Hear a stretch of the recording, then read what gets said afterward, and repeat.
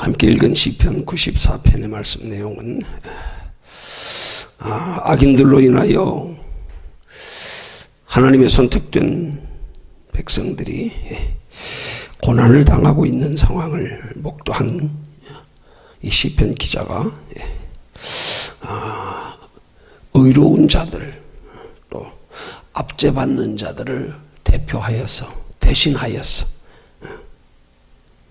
심판주 하나님께 악인을 공의로 심판해 주실 것을 호소하는 그런 간구 기도의 내용입니다. 오늘 이 말씀 통해서 영적인 살펴볼 교훈의 내용은 본문 12절과 13절에서 시편 기자는 하나님께 이렇게 아뢰입니다. 여호와여, 주의 징벌을 당하며 주의 법으로 교훈하심을 받는 자가 복이 있나니, 그렇게 고백하고 그 주의 징벌을 당하며 주의 법으로 교훈하심을 받는 자가 복이 있는 이유를 13절에서 또 이렇게 말합니다. 이런 사람에게는 환난의 날에 벗어나게 하사 악인을 위하여 구덩이를 팔 때까지 평안을 주시리이다. 문맥상으로 그냥 표현된 그런 내용으로 볼 때는 우리가 잘 이해가 안 가는 말씀이죠. 주의 징벌을 당하고 그 주의 징벌로 통해서 주의 법으로 교훈하심을 받고 있는데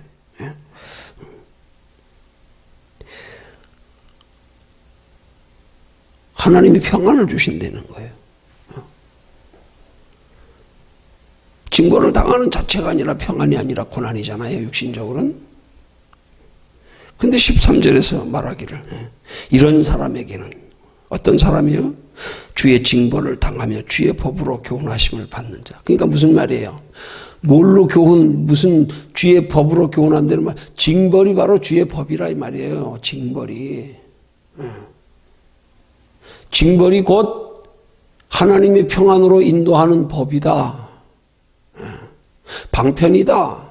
하나님의 자녀된 성도들을 평안에게 이르게 하는 방편이 뭐냐? 징벌을 통해서 저들을 평안에 이르게 한다, 그런 말인 거예요. 그 징벌은 육신적으로, 우리가 외형적으로는 환난 고난 아닙니까? 그거는 평안이 아니잖아요. 근데 그 외형적인, 그 육신적인 환난이 우리를 평안에 이르게 하는 하나님의 방법이라는 거예요. 그러면 여기서 지금 평안은 이건 내적인 평안을 말하는 거예요. 환난과 고난의 환경을 통하여서, 환난과 고난을 통하여 우리를 평안에 이르게 하시는, 환난과 육신적으로는 환난과 고난의 힘든 환경이지만 그걸 통해서 우리 마음의 평안, 우리 영혼의 평안, 그렇게 이르게 하시는 하나님이다. 이걸 좀 더 깊이 설명하면, 그래서 우리를 안전한 구원에 이르게 하는 하나님의, 우리를 구원에 이르게 하는 과정이다, 그런 말이에요. 그래서 13절 하반절에 뭐라 그래요? 하나님께서 이런 사람에게는 환난의 날에 벗어나게 하사 어느 때까지? 악인을 위하여 구덩이를 팔 때까지 평안을 주시리다. 그 무슨 말이냐면, 악인을 위하여 구덩이를 판다는 말씀의 뜻은 곧 하나님이 마지막 심판의 때를 말하는 거예요. 악인을 위해서 구덩이를 팔 때까지, 하나님이 저들을 심판하여 지옥에 멸할 때까지. 그러니까 다시 쉽게 설명드리면, 하나님께서 하나님의 택한 백성들에게 육신적으로 외형적인 환난과 고난의 환경을 허락하시면 악인들과 함께 멸망당하지 않게 하려고, 영원히 멸망당하지 않게 하려고, 그래서 하나님이 악인을 심판하실 때까지 그 과정에서 육신적으로는 고난이 있어도 그것이 너희를 이 땅에 사는 동안에 영원히 안전히 거하게 하시는 하나님의 방법이라 이 말이에요. 그게 다시 말씀드리면 우리를 악인을 구덩이로 파서 하나님이 멸망시킬 때까지 함께 멸망당하지 않게 하는 방법이라 이 말이에요. 믿음을 잃지 않게 하는 방법이 환난이란 말이에요. 주의 징벌이라 이 말이에요.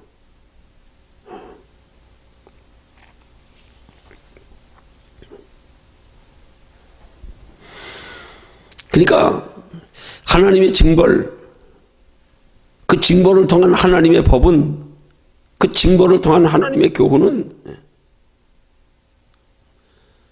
하나님의 택한 백성들이 멸망에 이르지 않게 하기 위해서 더하여서 이 땅에서 하나님이 주시고자 하는 진정한 외형적인 환경적인 육신적인 평안이 아닌 마음의 평안, 믿음으로 말미암는 평안과 소망, 그것 가지고 살아가는 인생이 되게 하시려고, 그래서 우리를 종말론적인 심판에 이르지 않게 하시기 위해서, 그래서 하나님이 우리를 바른 길로 이끄시는 과정의 방법이라 이 말이에요. 그러니까 어떻게 말하면 그게 축복의 과정이라는 사실이에요. 그 축복의 과정이 뭐냐? 두 가지요. 하나님의 말씀, 그 다음 두 번째는 징계. 이 두 가지가 우리를 영원한 생명에 이르는 과정에서 믿음 잃지 않도록, 영원한 생명에 이르는 과정에서 이 땅에서 육체로 사는 동안에 비록 때로는 육신적으로 환난 고난이 있을지라도 그 육신적인 환난 고난을 통하여 마음의 평안과 위로와 소망을 가지며 살아가게, 하나님 나라에 이르기까지 믿음 잃지 않게 하시는 방법, 그게 말씀과 징계란 말입니다. 그러니까 말씀은 뭐냐? 하나님이 우리를 앞에서 인도해 가시는 건 말씀이에요. 근데 하나님께서 우리를 말씀으로 앞에서 인도해 가시는데 따라가지 않으면 그 다음에 뒤에서 하나님이 밀어가시는 게 징계예요. 그래서 우리가 하나님께서 말씀으로 앞서 인도해 가실 때 잘 따라가면 굳이 환난당하지 않아도 고난당하지 않아도 우리 속에 위로와 소망이 있고 평안이 있다 이 말이에요. 그렇게 말씀 따라가면 육신적으로도 하나님이 우리에게 환난을 주실 이유가 없어. 잘 따라오니까. 근데 말씀으로 앞서 인도가는데 잘 따라가지 않으면 하나님이 뒤에서 밀어가시는 거예요. 억지로 몰아가시는 거예요. 여러분 옛날에 돼지 교매 붙일 때 보면 촌에서 그랬잖아요. 많이 봤잖아요.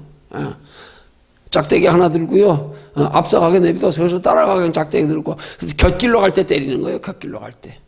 이쪽으로 가면 이쪽에서 때리고 저쪽으로 가면 저쪽에서 때리고 똑바로 갈 때 가만 내비둬요. 그냥 따라가 막대기 들고 따라가다가 삐뚤어 가면 때리고. 응? 그러니까 하나님이 우리를 말씀으로 앞서 인도해 갈 때 잘 따라가는 게 지혜란 말이에요. 평안하게 육신적으로도 평안하게 주님 따라가는 길. 근데 똑바로 안 따라가니까 하나님이 뒤에서 몽둥이로 때려서 몰아가신다 이 말이에요. 둘 다 목적은 뭐예요? 우리를 하나님의 예비하신 영원한 하나님의 나라에 이르는 데까지 믿음 잃지 않게 하려고. 그 가운데서 하나님을 의지하며 찾을 수밖에 없도록 주님께 도움을 구할 수밖에 없도록 만들어서 육신적으로는 비록 환난당하지만 그 안에서 마음의 위로와 소망과 평안을 누리는 믿음을 유지하게 하려고요.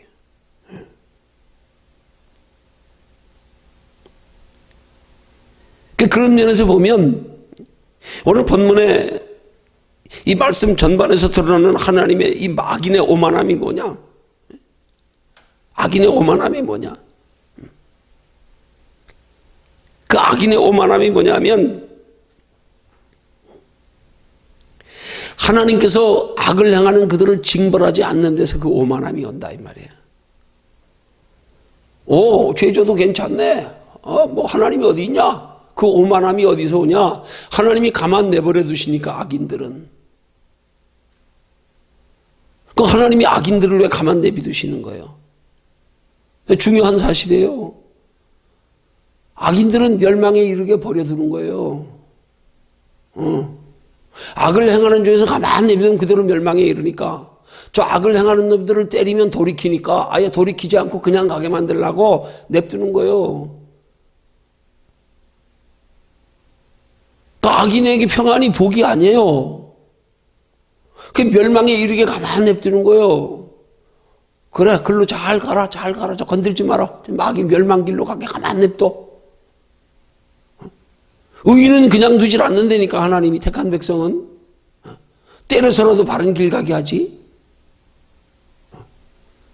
이걸 우리 신앙에도 그대로 적용해서 우리가 깨닫는 지혜가 있어야 되는 거예요. 그게 뭐예요?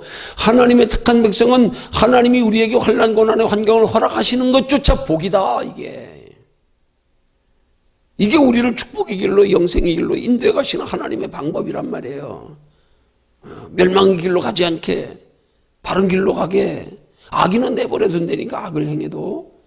악을 행하면서 그대로 지옥 가게.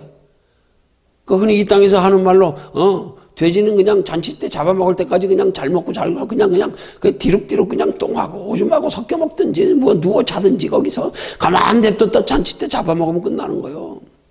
악인들의 오만함을, 악인들의 죄악을 하나님이 버려두시는 이유는 그대로 악을 행하면서도 악을 행해도 편안하네, 아무 일 없네, 그래서 그냥 멸망길로 그대로 가게 하려고 가만 냅둬버리는 거란 말이에요. 근데 어떤 면에서 하나님의 자녀된 성도들에게 고난 없으면 문제가 있는 거예요. 고난 없으면 돌아봐야 돼. 내가 지금 신앙생활 잘해서 고난이 없나? 내가 말씀 따라가니까 하나님이 고난을 주실 필요가 없어서 그런 건가? 은혜 안에 있어서 그런 건가? 그러면 감사하고 다양한 일이죠. 근데 내가 봐도 아무래도 게으르고 뭐 기도도 똑바로 안 하고 뭐 근데 편안하네. 이거 심각한 거예요. 나 버리셨나? 나 사랑치 않으시나?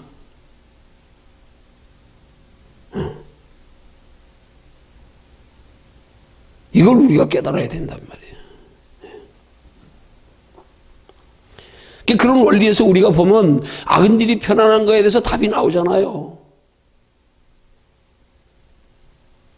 어떻게 의인은 고난받고 악인은 저렇게 편안합니까? 하나님, 어떻게 악인이 형통한 걸 그냥 보고 계십니까? 아니요. 보고 계시는 게, 야, 저게 지금 악인들 멸망으로 이렇게 내버려 두는 거야, 지금. 멸망길로 가라고. 깨닫고 돌이키지 못하게 하려고. 잘 못하는데도 가만 두는 거야. 잘한다, 잘한다, 잘한다. 그대로 가, 그대로 그 길로. 그게 멸망길이니까. 그걸 우리가 알면 악인들이 형통한 걸 이상한 게 하나도 없는 거예요. 악인들이 형통할 걸 부러워할 것도 하나도 없는 거예요. 멸망길로 가게 버려두는 건데. 근데 하나님의 택한 의인들, 하나님이 사랑하시는 자는 하나님이 멸망길로 가는 걸 못 봐. 그러니까 엇나가면 때리시는 거예요. 엇나가면 때리시는 거예요. 때려서라도 바른 길 가게 하려고. 그러니까 우리가 하나님 앞에 인도와 보호를 받아도 내가 하나님의 말씀을 쫓아가는 중에서 인도와 보호를 받고 축복을 받고 평안이 있어야 되는 거지. 이걸 몰라가지고 나는 말씀대로 하나님의 뜻대로 살지도 않으면서 평안 있는 것 가지고 착각하고 앉았네. 에이, 괜찮네, 편안하네. 아니에요. 그건 멸망에 이르도록 하나님이 내버려 두는 거하고 똑같아요. 하나님이 왜 내버려 두시겠어요? 하나님의 사랑하심과 인도하심에 반응하는 자는 내버려 두지 않아. 사랑하셔서 건드려 봐도 반응이 없네. 너 안 되겠구나.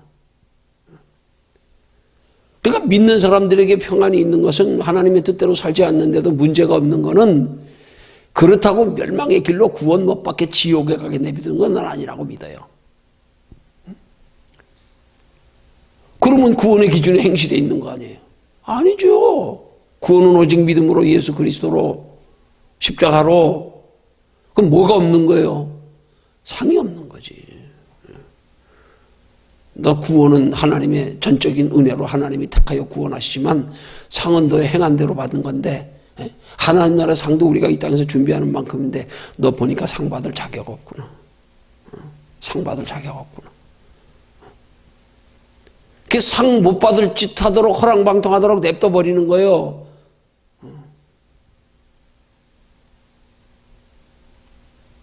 구원은 하나님의 일방적인 은혜잖아요. 우리가 하나님의 뜻대로 행치한다고 지옥 간다 그래 봐요. 그럼 예수님 뭐하러 부르셨어요? 예수님 십자가 지신 게 우리가 무슨 의미가 있어요? 행위가 구원의 기준이 행위에 있네? 아니에요. 구원의 기준은 전적으로 예수 그리스도로 십자가로.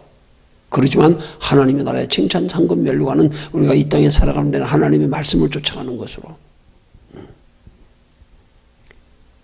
그 다윗처럼 비록 우리가 연약하여 한 번씩 실수하고 넘어질 때가 있어도 한 번 하나님이 지적하시면 돌아설 줄 아는 사람. 이게 지혜로운 사람이란 말이에요. 빨리 깨달을 줄 아는 사람. 근데 하나님이 자꾸 툭툭 건드려보고 신호를 줘도 못 깨닫네. 강팍해가지고 안 돌아서네. 하나님이 복된 길로 인도하는데도 이리 와 하는데도 안 따라가네. 싫어요. 나 이게 편해요. 그럼 어떻게 되는 거야? 그래, 할 수 없다. 넌 택한 백성이기 때문에 내가 구원은 주지만 너 칭찬, 상급, 멸류관은 없다. 그렇게 되는 거란 말입니다. 만약에 그런다고 악인들처럼 하나님이 버려둬 멸망길로 지옥 가게 내버려둔다? 그러면 아니에요. 하나님의 구원 섭리가 잘못된 거잖아요. 그 왜 예수님 통해서 십자가를 통해 우리 일방적으로 택하셨어요? 그러놓고 왜 행위를 따라서 악한 행위가 있으면 지옥에 가고, 그 예수님 십자가 못 박기는 뭐 아무 의미가 없잖아요. 소용이 없잖아요. 구원은 받되 하나님의 인도하심을 따라가지 않으면 상이 없는 거죠. 그만큼. 이스라엘 백성들은 하나님의 말씀에 순종하여 잘 따라갔으면 불과 열하루 길이면 들어갔어요. 가나안 땅에. 40년 걸렸잖아요. 그 40년 걸리느라고 뭘 잃어버린 거예요? 40년 하나님의 말씀에 불순종하면서 하나님 따라가면서 얻을 축복을 하나도 준비 못한 거 아니에요. 세월 낭비한 거지. 똑같은 거예요. 예수 믿는 사람들이요. 하나님의 말씀 잘 쫓아가면서 위로와 평안도 있고 축복도 있어야지. 하나님의 말씀 잘 따라가지도 않으면서 평안한 거 가지고 착각하면 큰일 나는 거예요. 이건 바보 되는 거예요. 멍청이 되는 거예요. 그러면 하나님이 그 안에 신호 안 주셨을까요? 줬어요. 여러 번 줬어요. 말씀을 통해서 주시고. 그 하나님이 우리에게 신호 주심의 단계가 있단 말이에요. 처음에는 하나님이 우리 마음속에 느낌으로 주신다니까요. 때로는 하나님이 꿈도 사용하세요. 영적인 꿈을 통해서도. 그렇게 사는 거 아니야. 그렇게 가면 안 돼.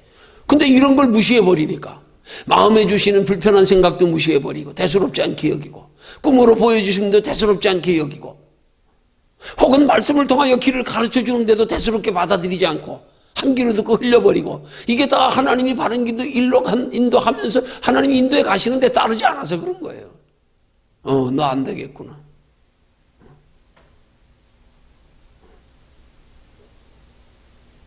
알면 돌이킨단 말이에요. 그리고 그 중심에 진짜 지가 하나님께 소망을 두고 살아가는 믿음이 돼 있으면 설사 실수하여 넘어져도 한순간 인간의 연약함으로 유혹에 넘어져도 하나님이 한 번 다시 경고하신단 말이에요. 그러면 바로 다윗처럼 뉘우칠 줄 안단 말이에요. 바로 돌아설 줄 안단 말이에요. 눈물로 침상이 썩도록. 웬만한 정도 되면 그 정도 왕이면 선지자가 책망하면 그냥 죽여버리면 끝나지 뭘. 당시에 왕이면 신과 같은 존재인데 백성들 뭘 두고 간섭을 받아요. 그냥 한마디면 죽여버리면 끝나는 거. 근데 나단 선지자 한마디에 그냥 다윗이 거꾸로져 가지고요. 바로 인정해버리잖아요.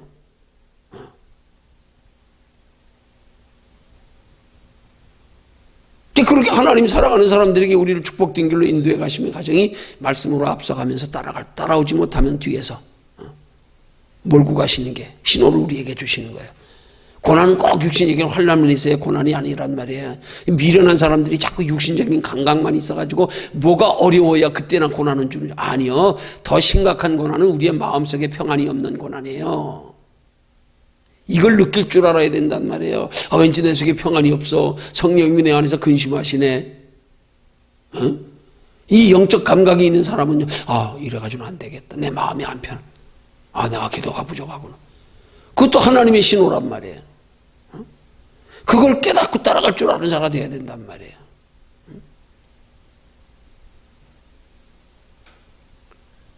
그래서 하나님의 자녀된 성도는 환난과 고난을 대하는 자세가 영적으로 지혜롭게 민감하게 그걸 똑바로 알고 내가 하나님의 뜻대로 살지 않는데도 환경적으로 문제가 없다? 그건 내 환경, 내 속으로 돌이 내 안에 평안이 없네.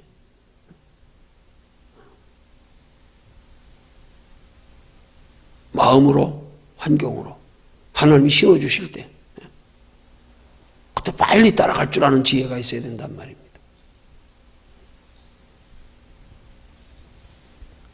시편 기자가 그걸 깨달았기 때문에 12절에서 그렇게 말씀하는 거예요. 주의 징벌을 당하며 주의 법으로 교훈하심을 받는 자가 복이 있나니.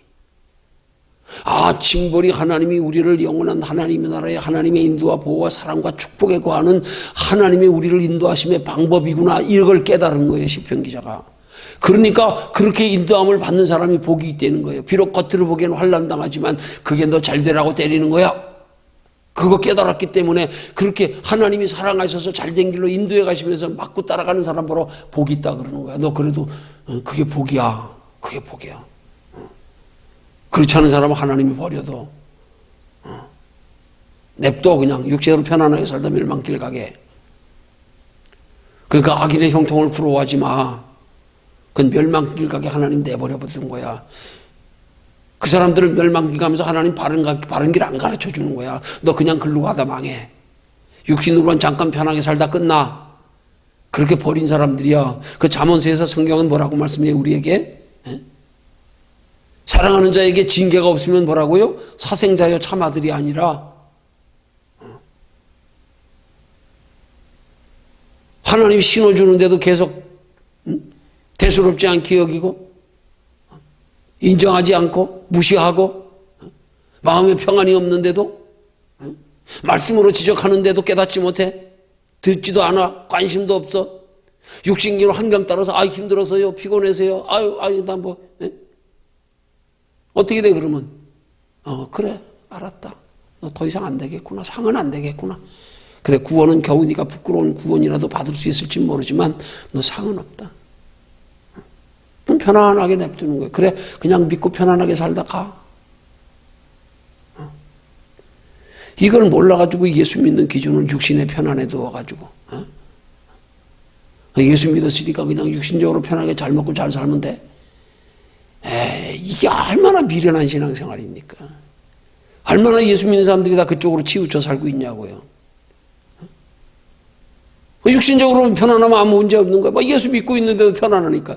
그게 믿음인 줄 착각하고 그게 신앙생활의 전부인 줄 착각하고 아 좋다 편하다 야 깊이 들어가지 마 골치 아파 뭘 그렇게 충성하냐 뭘 그렇게 헌신하냐 희생하냐 아 편하고 좋은데 뭘 아무 일 없는데 영원한 하나님의 나라 상이 있는 건 모르고 예수 믿는 거 단순하게 구원받았으면 끝 이런 가장 경적 낮은 차원의 신앙생활하는 사람들이 세상을 자꾸 이렇게 만들어가는 거 아니에요. 기복신앙이 되고 세속화되고 물질 만능주의가 교회 안에서도 팽배하고 그래서 교회가 성공의 기준이 교회 크게 성장하고 교인들 많으면 성공이고 그게 무슨 성공입니까?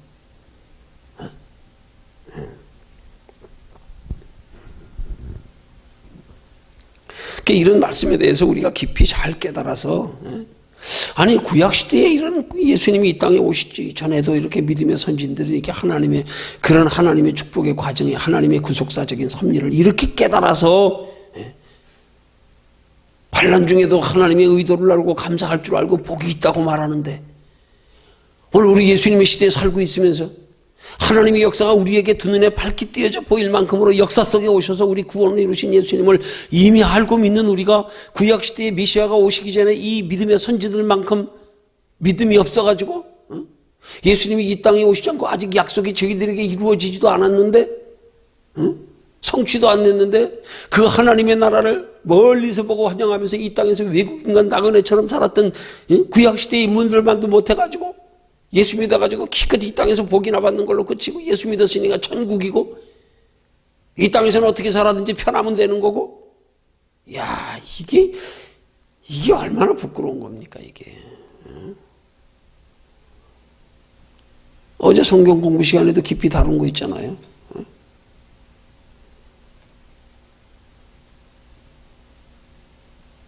아니 그럼 예수님 오시기 전에 구약시대 사람들은 어떻게 구원받았냐고 어떻게. 로마서에서 사도 바울을 통해서 성령의 감동으로 하나님이 밝히 말씀하시잖아요. 아브라함이 인간의 상식으로 믿을 수 없는 받아들일 수 없는 결혼한 지 40년이 넘어가지고 자녀가 없어서 아예 포기하고 이 상속자는 자기의 종으로 부르던 엘리에셀이니이다. 내 후손을 하나님이 안 주셨사오니 그럼에도 불구하고 하나님께서 그를 통하여서 아브라함과 사라를 통해서 자녀 주실 것을 말씀하실 때 그 불가능한 상황에서도 하나님의 약속의 말씀을 믿었더니 하나님의 의로 여기신지라.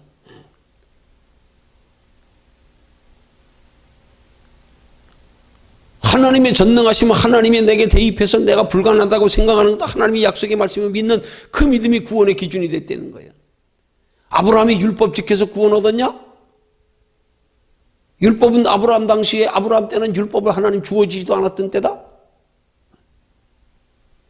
그리고 하나님이 아브라함에게 은혜 주시며 깨달아서 멀리서 보고 환영하면서 아브라함이 하나님이 오실 메시아까지도 그가 알게 되어서 그걸 깨달아 알고 하나님의 나라를 알고 나니까 3대에 걸쳐 장막생활하고요. 그런 로마서의 말씀을 통하여 깨달아 아 그렇구나 구약시대의 믿음의 선진들도. 그래서 히브리서 11장에 구약시대의 믿음의 선진들을 열거하는 게 뭐예요?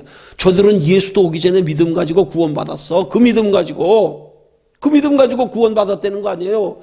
그러니까 신약시대에 와서 히브리서의 그 믿음의 선진들을 쭉 히브리서 11장에서 소개하는 거 아니에요? 각자 그들이 하나님 앞에 믿었던 그 믿음, 아벨은 어떻게 믿었고, 노아는 어떻게 믿었고, 엘리야는 어떻게 믿었고, 모세는 어떻게 믿었고, 아브라함은 어떻게 믿었고, 이것들이 저들이 바라는 것들이 실상에 보지 못하는 것들의 증거라. 저들이 이 믿음 가지고 구원받아서 예수 이 땅에 오시지도 않았지만,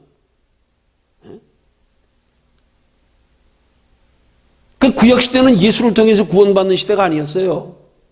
그럼 구약시대는 뭘로 구원받는 거예요? 예수를 우리에게 보내시는 하나님을 믿는 믿음, 하나님의 전능하심을 믿는 믿음, 그 하나님을 내 생활에, 내 삶에 대입시켜서 나는 불가능하지만 하나님이 약속하셨기 때문에 아멘하고 믿는 믿음. 그것 때문에 아브라함에게 이삭을 주시겠다는 말씀을 아브라함이 믿음으로 받았더니 하나님께서 이를 그의 의로 여기셨느니라 그랬잖아요. 그 불가능한 것을 받아들이고 믿었더니 의로 여기셨다고. 의로 여기셨다는 말이 하나님 믿음을 인정하셨다는 말이에요. 의로 여기셨다는 것이 그게 구원이란 말이에요. 의로 여기셨다.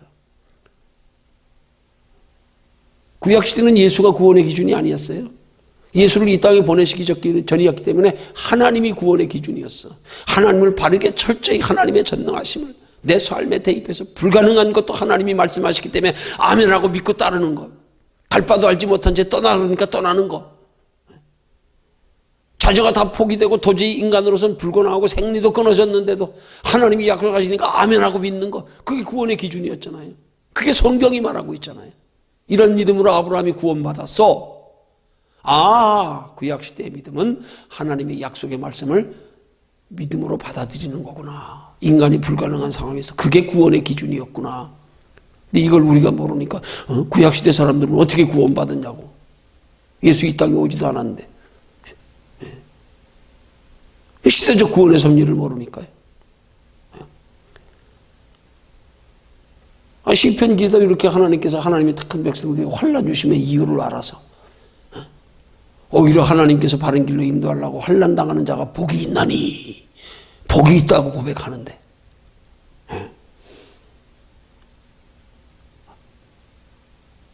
우린 그걸 깨닫지 못해가지고 환난 당하면 이상한 일 당하는 것처럼 원망하고 낙심하고 불평하고 오히려 거기에 감사해야지. 감사합니다. 날 사랑하셔서 멸망길로 가지 않으려고 날 때려서라도 바른 길로 가게 하시네. 악인은 냅두는 데니까 악인은 글로 가게. 너 글로 가. 여기서 편히 살다 끝나. 넌 지옥으로 가. 안 가르쳐 주는 거야 하나님이. 이 원리를 알면 예수 어정쩡하게 믿으면서도 편안하게 믿는 사람들, 이게 얼마나 불쌍한 사람들이. 한번 생각해 보세요. 이거 생각해야죠. 이걸 알면 주님이 왜 성경의 말씀이 다 맥락이 다 이게 다 연결이 되는 거예요. 그래서 범사에 감사하라 그러시는 거구나. 범사에는 결코 감사할 수 없는 환경에도 감사하라는 거. 왜 하나님이 우리 택하시고 사랑하셔서 하나님의 형상으로 창조하셨는데 왜 우리에게 환난 고난을 주실까? 그 사랑하셔서 그게 너 바른 길로 영생에 이르는 길로 인도해 가심이야. 네 스스로 못 가기 때문에 사랑하셔서 하나님이 때려서라도 몰고 가는 거야. 그러니까 하나님이 깨닫게 하실 때마다 바로바로 순종해. 깨닫게 하고 하나님 감동 주실 때 순종 안 하면 어느 순간에 감동 없어진다니까요. 너 감동 줘도 반응 없구나. 그럼 끝나요. 몇 번 권면해보다 안 되면 끝난다니까. 사람도 그래요. 몇 번 권면해보니까 돌이키지 않네. 내 말에도 안 통하네. 그렇구나. 너 이제 끝났다. 나를 통해서는 끝났다. 하나님 내 말 안 듣네요. 알았어. 내비둬. 내가 할 테니까. 하나님이 성령의 감동으로 깨닫게 하는데도 반응 없어. 알았어. 내비둬. 할 수 없다. 너 상없다. 네.